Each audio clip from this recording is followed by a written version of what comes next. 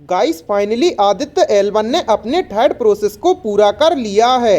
यानी आदित्य L1 को third orbit में एंटर करा दिया गया है और अब इसे 15 सितंबर को फोर्थ ऑर्बिट में भेजा जाएगा और 4 महीने बाद अगर सब कुछ सही रहा तो ये L1 पॉइंट पर भी स्थापित हो जाएगा और सन की स्टडी कर हमें इंफॉर्मेशन भेजता रहेगा। ये तो हुई बाहर की बातें जो आप सबको पता होंगी, लेकिन इस वीडियो में हम थोड़ी डीप में बात करने वाले हैं। जैसे कि आपने स्कूल में पढ़ा होगा कि हमारे सन की ग्रेविटी इतनी ज़्यादा है कि वो हमारे सोलर सिस्टम के 8 प्लैनेट को बांध कर रखे हैं। मतलब सोलर सिस्टम के सारे प्लैनेट सन की ग्रेविटी के कारण ही सन के चक्कर लगा रहे हैं। मतलब सन की ग्रेविटी काफ़ी ज़्यादा है और जो L1 पॉइंट है जहां आदित्य L1 को स्थापित करना है उस पॉइंट पर सन और अर्थ की ग्रेविटी इक्वल है, ऐसा साइंटिस्ट का मानना है और ये बात सही भी है। पर कैसे, ये हम आपको इस वीडियो में बताने जा रहे हैं। और साथ ही अगर आप किसी से कॉल पर बात करते हैं या फिर चैट करते हैं या फोटोस या वीडियोस एक दूसरे से शेयर करते हैं तो इसके लिए हमें नेटवर्क की ज़रूरत पड़ती है।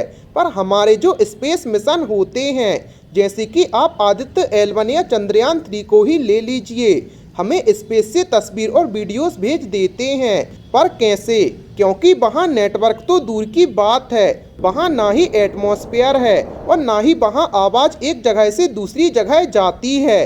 तो फिर ये मिशन हमें वीडियोस और फोटोस कैसे भेज देते हैं, आइए जानते हैं।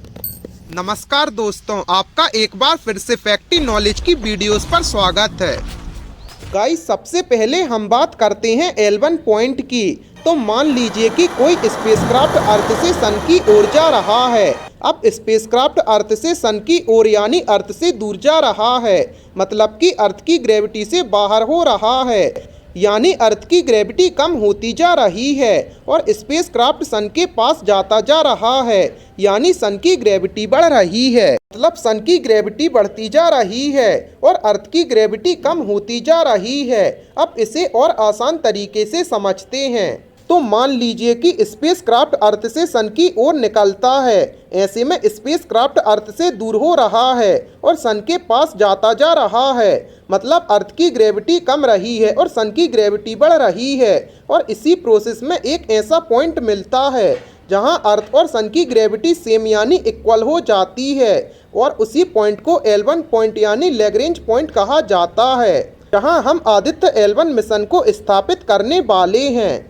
अब हम बात करते हैं कि कैसे इसरो या दूसरी स्पेस एजेंसीज अपने स्पेस मिशन से कनेक्ट रहती हैं, वो भी बिना किसी नेटवर्क या एनवायरनमेंट के। गाइस कोई भी कम्युनिकेशन नेटवर्क ट्रांसमीटर नेटवर्क रिवर्सिवर की मदद से काम करता है। ट्रांसमीटर उस मैसेज को कोड में बदलकर नेटवर्क के जरिए भेजता है और रिसीवर उसे रिसीव करके डिकोड कर लेता है।